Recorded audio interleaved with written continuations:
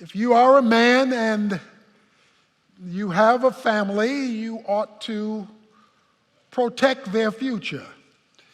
And that comes through having a will.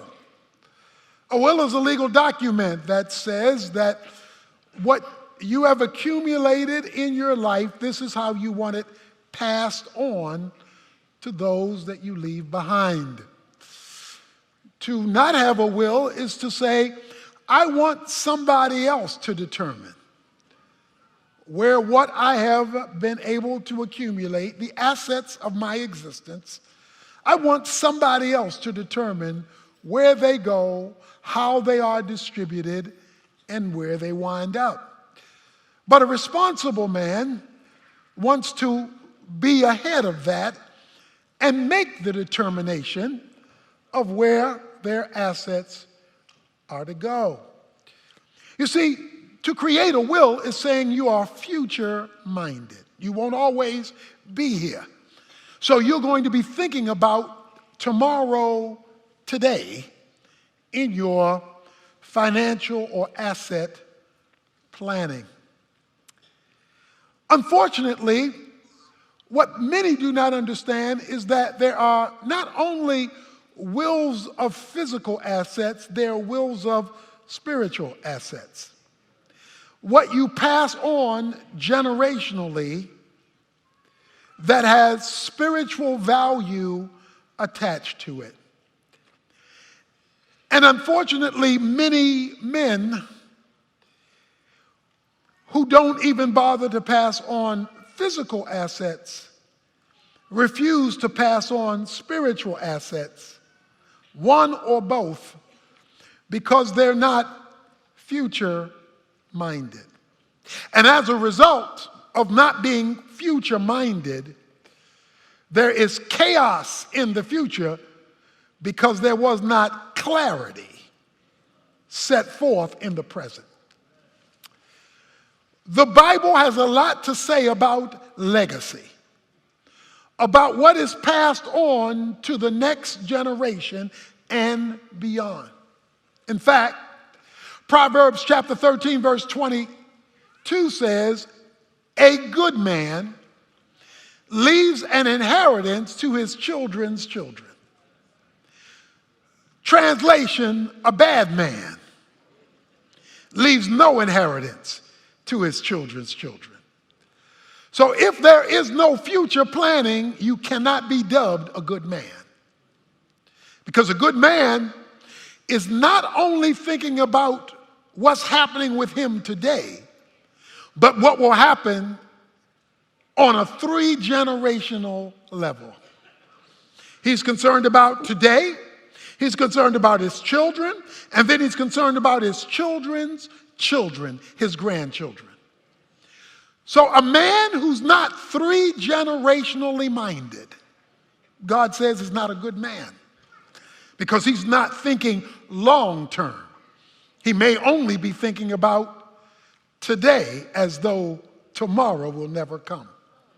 So every man, all of us as Christians, but specifically to men, a good man has to be generationally minded at least 3 generations long for God to call you good. In Judges chapter 2, verse 10, it says that there grew up a generation who did not know Joseph, who did not know his God. And as a result, chaos ensued. And when you read the book of Judges, you have a culture in perpetual chaos because there was a transfer of the spiritual baton that did not occur. In fact, the book of Judges says, and every man did that which was right in his own eyes, because there was no king in those days. There was no standard that had been passed on. Today we live in a day of societal chaos.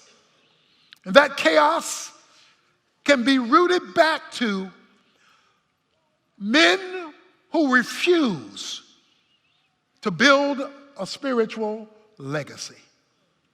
Men who refuse to man up to God's requirement for biblical manhood. And like it or not, God starts with holding the man responsible for how the legacy works out or does not. God says, I am the God of Abraham, Isaac, and Jacob. He never says, I am the God of Sarah, Rebecca, and Rachel. It's not because he's against the women, it's just that the man was responsible. The whole condemnation of the human race is tied to a man. The Bible says, in Adam all die. Doesn't say in Adam and Eve. Only in Adam, the man, all die. That is because the man was held responsible. So like it or not, want it or not, that's just the way it is.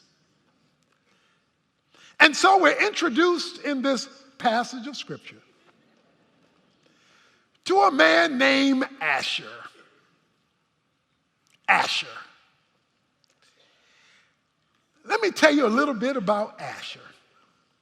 Verse 30 says, Asher had 4 sons and 1 daughter. Asher was the father of 5 children. And when we end the story of Asher, as you'll see, he comes out pretty good. But he didn't start that way. You see, Asher is the 7th son of Jacob. He is the first son of Zilpah, the 7th son of Jacob. If he's the 7th son of Jacob, that means he's been raised in a dysfunctional family. Because as far as Jacob's family was concerned, Papa was a rolling stone. Wherever he laid his hat was his home. Because Jacob had 12 kids by 4 different women. Jacob created chaos in his family.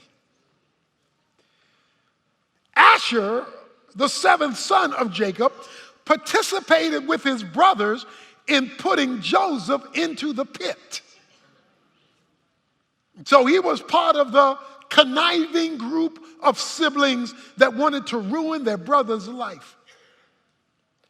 His daddy, Jacob, was known as the trickster or deceiver. He knew how to game.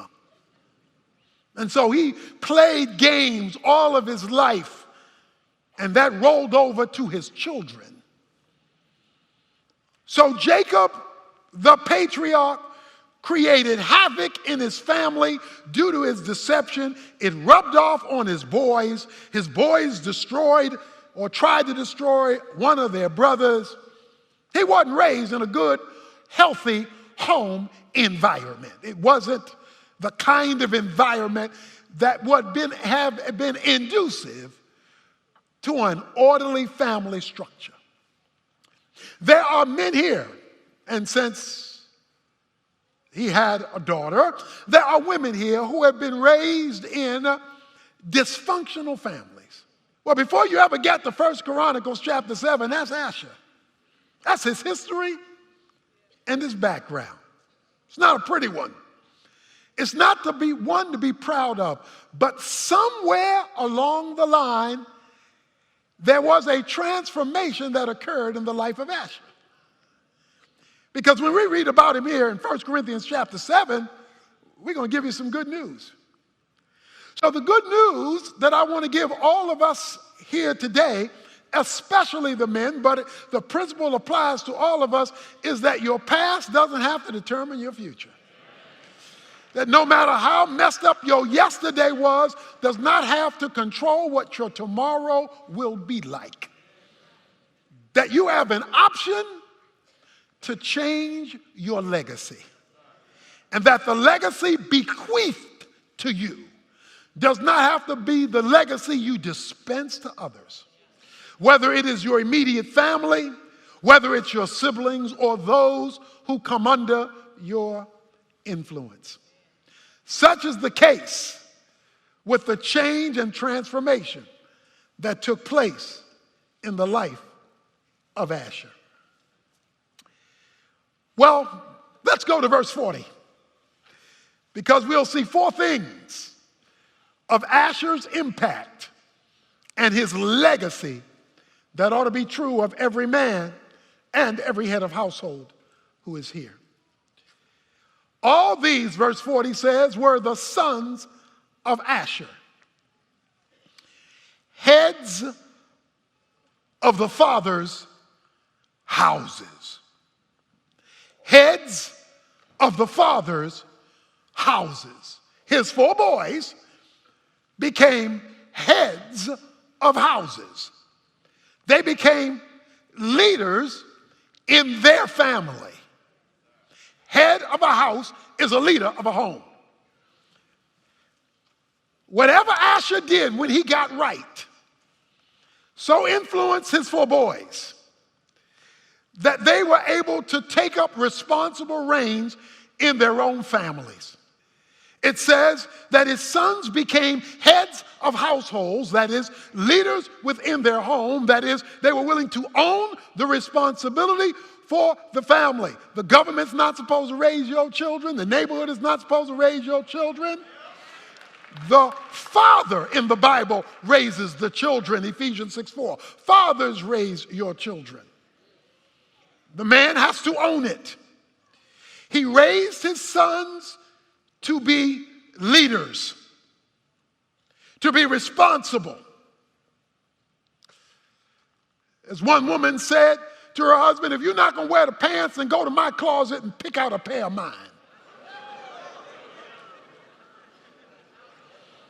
That is to own the biblical, responsible role of headship.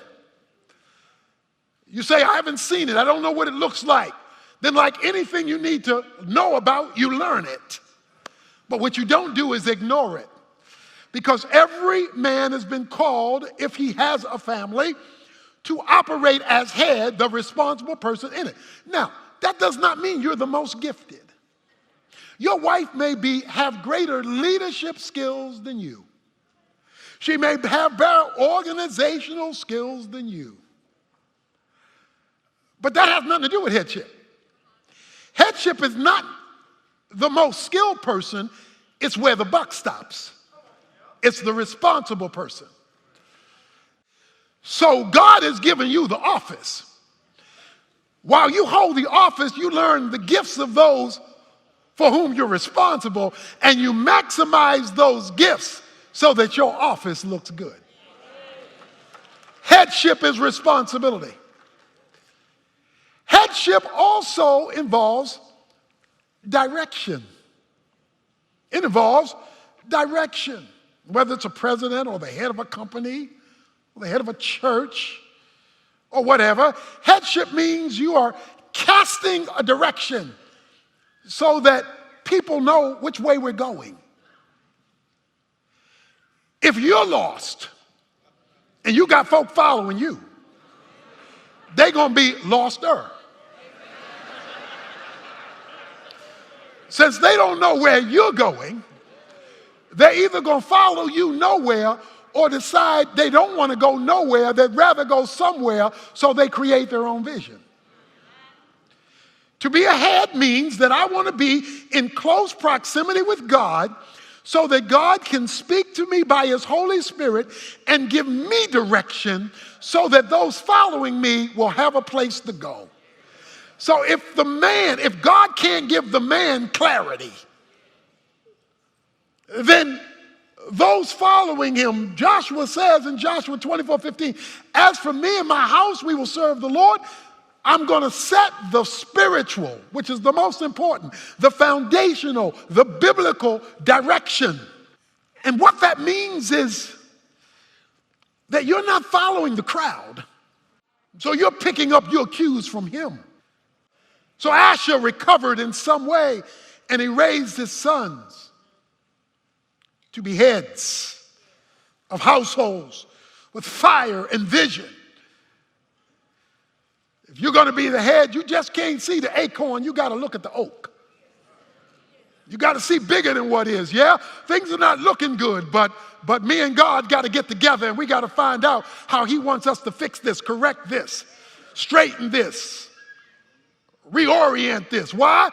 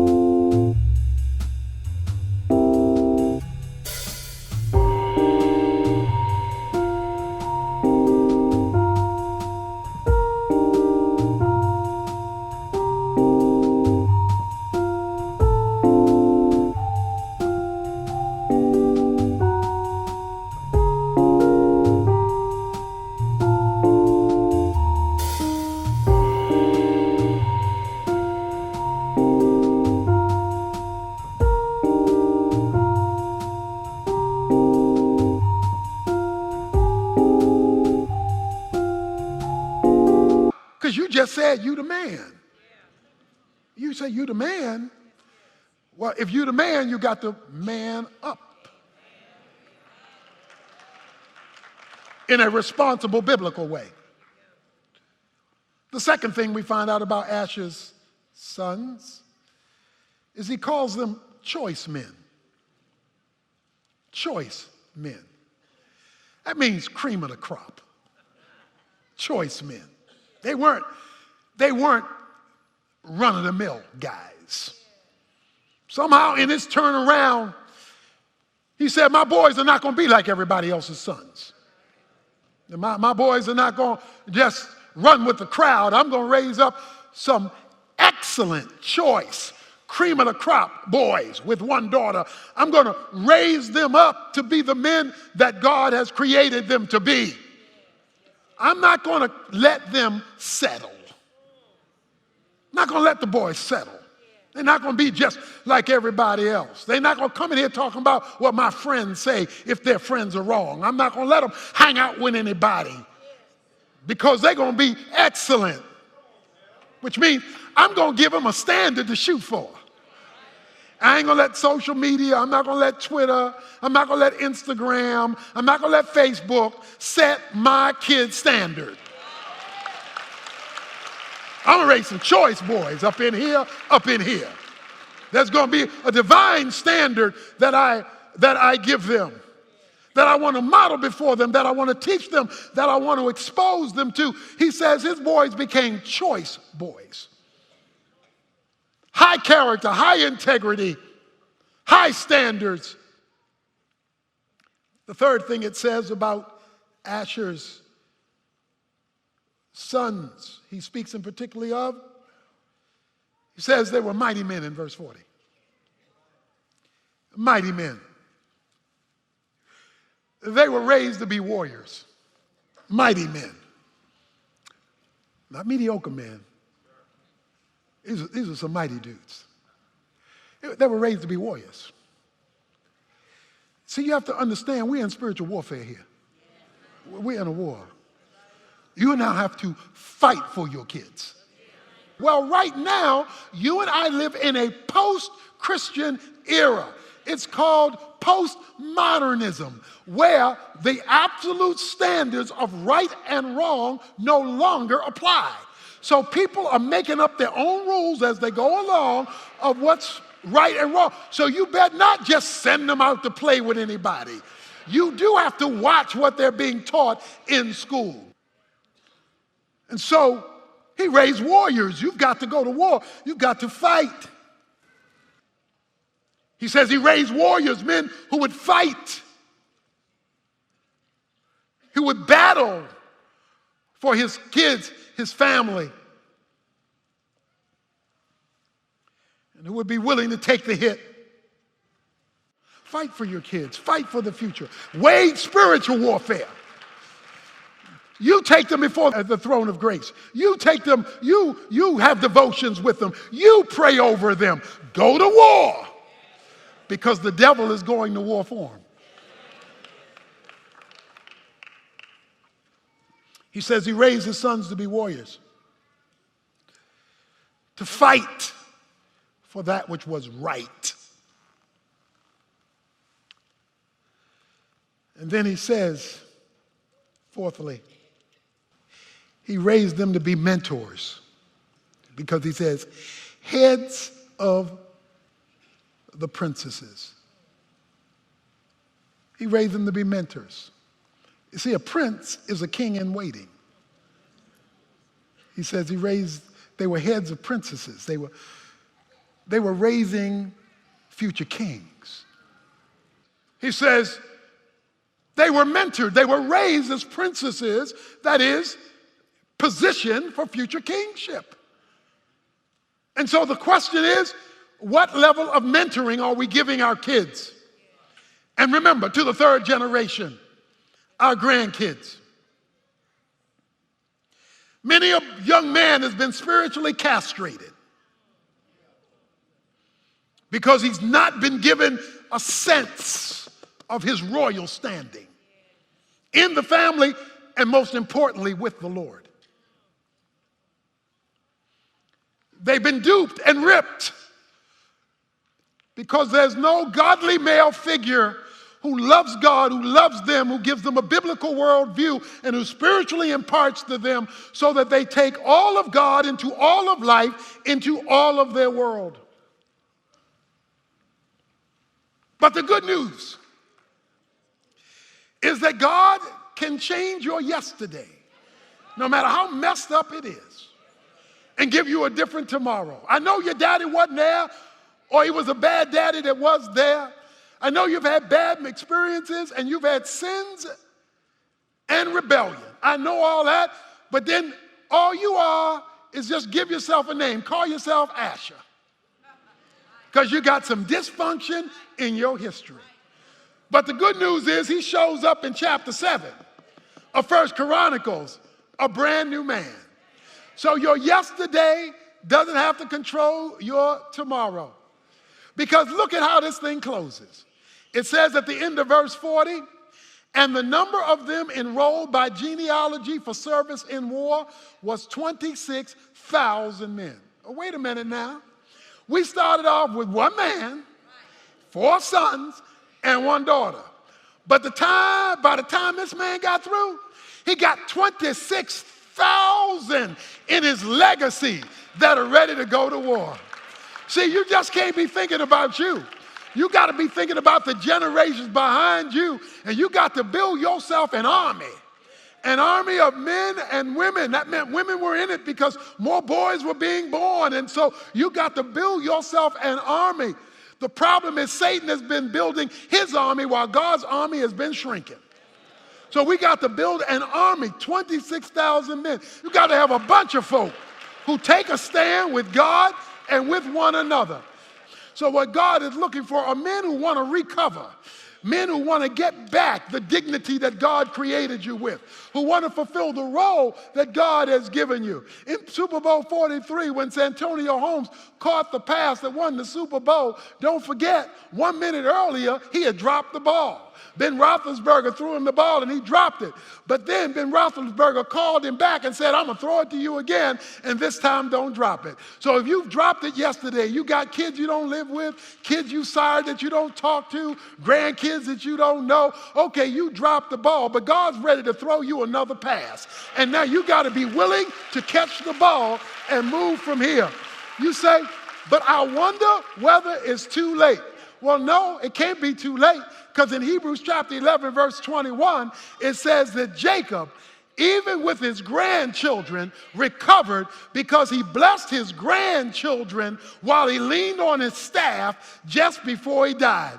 So if it's too late with your kids, get your grandkids so that you reach them and impact them for time and eternity.